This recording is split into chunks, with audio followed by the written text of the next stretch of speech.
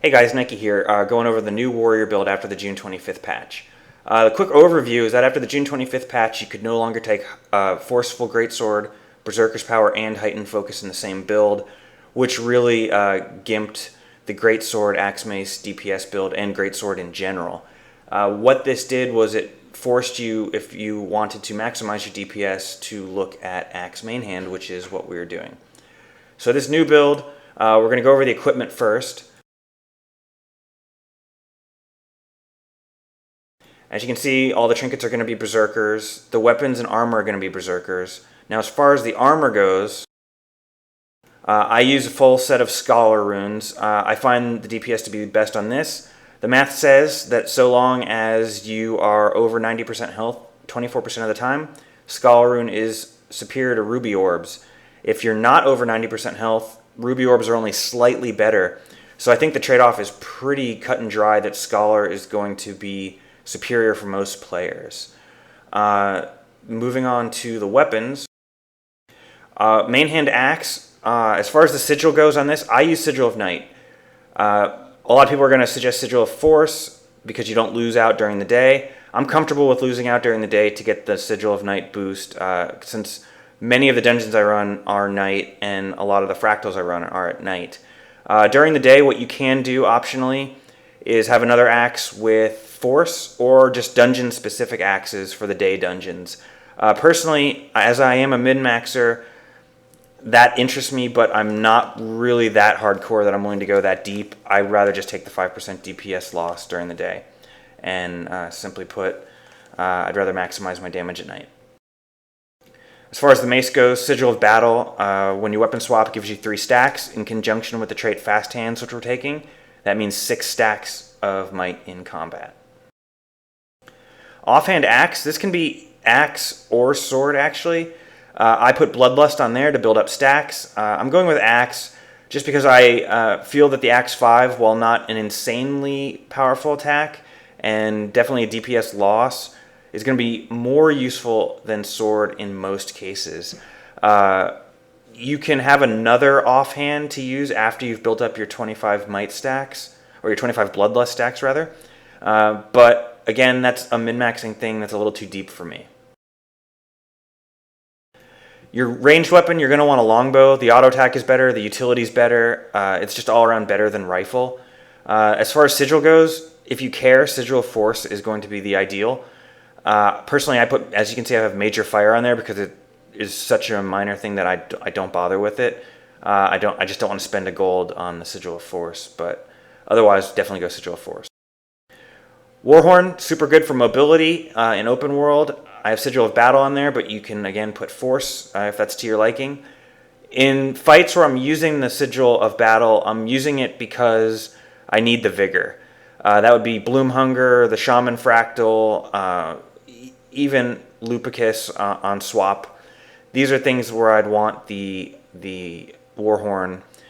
In those cases, you're going to be using it for the Vigor, and otherwise you're not going to use it as your main set because you take a 5% DPS loss, as we'll see later. Additionally, I have a Shield of Energy. The shield mostly comes in for trash runs and for fighting Lupicus. Sigil of Energy gives you the extra dodge because anytime you're going to be using the shield, you're going to want more dodges. So it makes sense to go Sigil of Energy there. Moving on to traits. In the strength line, we get Reckless Dodge. This is super strong. Reckless Dodge means that you don't lose a ton of DPS while dodging. That might not sound like much, but when you get to attack and every other profession is losing DPS, it just inches warriors a little bit ahead. Dual wielding is the first major trait we're going to take. 5% damage while wielding an axe, mace, or sword in your offhand. You just can't go wrong with this. It's just so good. 5% damage up front, and it really being moved to the adept trait is why we are in axe. Building momentum. This is so key to remember that this exists. So many people playing warrior forget that this exists. The time I use it most is when ranging, actually, such as on the Dredge Fractal at the end bosses, and you need an extra dodge. You can fire your longbow elite, get a free dodge, and you're good to go. You just got to remember it's there. A lot of people forget about it.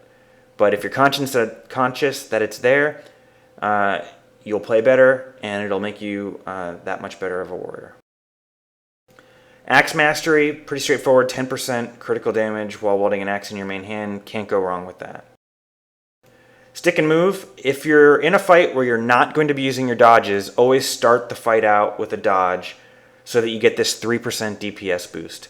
Super good to do that. If you're in a fight where you are dodging a lot, obviously conserve your dodges for that. And since you are dodging a lot, you're going to get the bonus without really trying. Just remember that it exists and tailor your play towards maximizing it.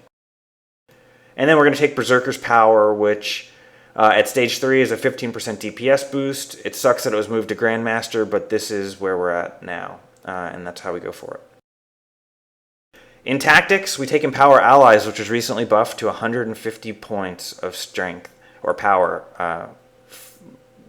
for your whole party.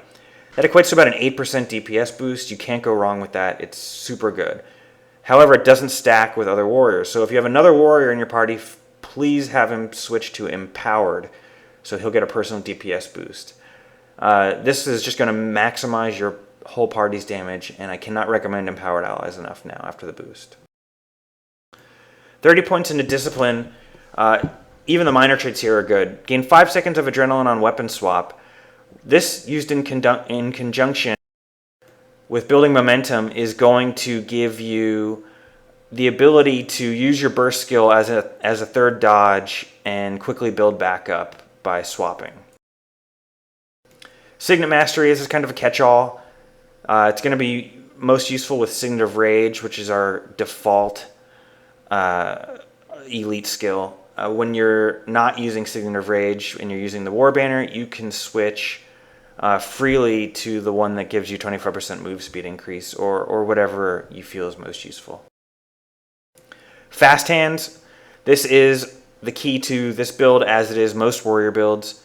This gives you extra benefit from the Sigil of Battle, meaning that you get 6 stacks of might during combat permanently. And it also means that when you're on your ranged weapon set, you're not stuck in it for too long. And you can go back to your melee set and keep your DPS up. It's just so key and so incredibly underrated. Sharpened Axes. The critical hits with Axe grant extra Adrenaline, not super relevant.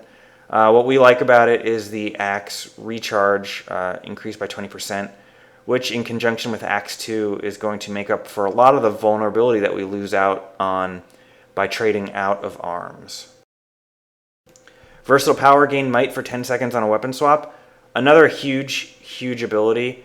In conjunction with Fast Hands and Sigil of Battle, we get an extra 2 stacks of might in combat, which means that we're at 8 stacks just from swapping weapons, which is something we were going to do anyway. Also, awesome ability there. And lastly, Heightened Focus is what allows us to trait out of arms, which has kind of weak traits now, especially for an axe build. The 15% to crit at stage 3 is super strong. And it's the reason now why this build works. Now, just a couple quick mechanical things. The axe auto attack is changed now so that you, if you interrupt it, you have a massive DPS loss. Once you start it, you want to make sure you see it through to the end of that triple chop. You can still weapon swap and maintain your position, but what you can't do is interrupt with Cyclone Axe or Crushing Blow. So you want to make sure to start off every fight with Crushing Blow, and then only use Cyclone Axe when you finish with your triple chop. You can either start before you do your auto attack chain with Cyclone Axe, or wait till it's over. You'll probably, based on the cooldowns, be able to do both. It shouldn't be a big deal. Mace 5 Tremor is still quite good. Used offensively or defensively, it is a massive benefit to your party, and something I would definitely recommend knowing when to use and when to use properly. The Axe 5 skill did not get the buff in PvE like we had thought. However, it's still useful when fighting 5 or more mobs. There's only a few situations where that's going to be the case, but in those times, being able to tag the 5 mobs at once is going to be huge, and it's going to be a net team DPS increase. You can use offhand sword.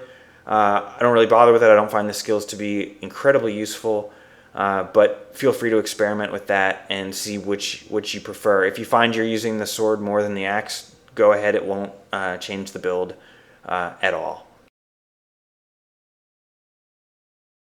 One thing that's going to pop out at a lot of people is they're going to see this 39% and they're going to say, wow, that is quite a low percent chance to crit. One thing we got to keep in mind is the buffs that we're going to have on our party.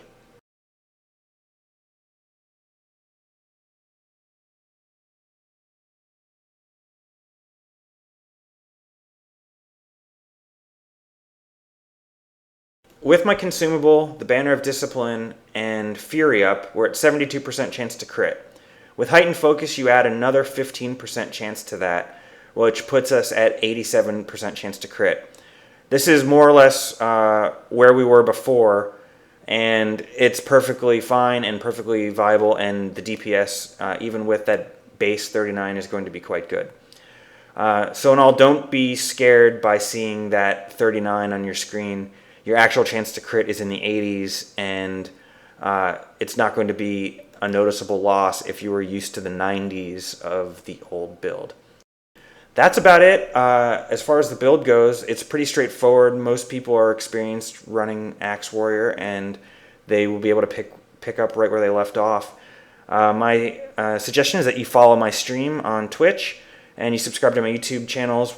Brazil and I are going to be updating all the builds that we use in our dungeons, since Strife will not be most likely updating them, and you're going to want to see from us how we're doing it. So thanks for watching, and hit me up with any questions you might have in the comments. Thanks.